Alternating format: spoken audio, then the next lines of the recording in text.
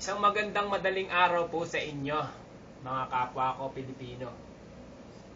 Sa bansa Pilipinas, alam nyo hanggang ngayon, hindi pa rin natatapos ang pagbati ko sa inyo.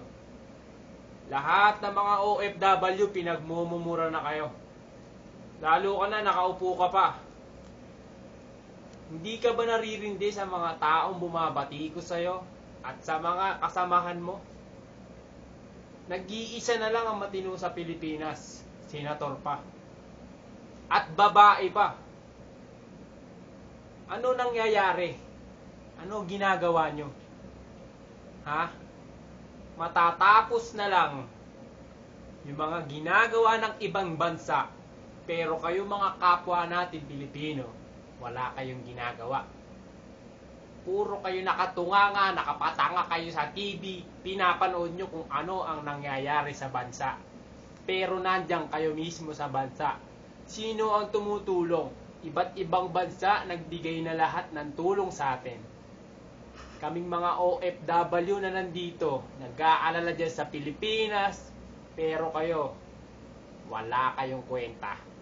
Mabait kayo sa simula, niligawan nyo kami, binoto namin kayo.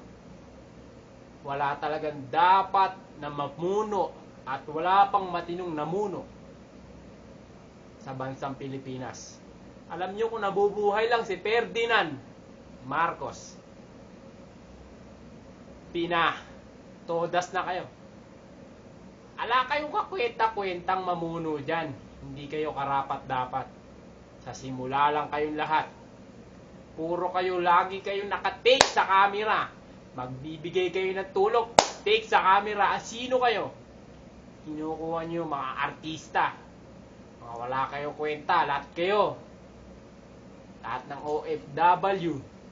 Nasisira na ang ulo, kakaiisip sa mga namatay nating kapwa sa Pilipinas. Pero kayo, hindi pa rin kayo gumagalaw. Lahat ng mga tumutulong, binabatigos nyo pa. At lahat ng mga ibinibigay na tulong, ibinubulsa nyo pa. Putok na yung bulsa nyo. Maawa naman kayo.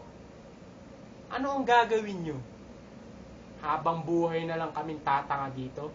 Habang manunood ng mga balita na hindi maganda na nagmumula dyan sa Pilipinas? Ha?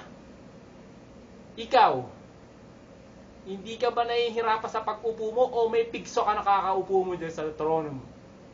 Ha? Puro ka papogi, puro ka chicks. Chicks, hindi ka naging presidente para man chicks, para kumilos ka, kaya ka ginawang presidente ng Pilipinas. Tandaan mo to, pag nangyari sa'yo yan, ikaw ang hihingi ng tulong.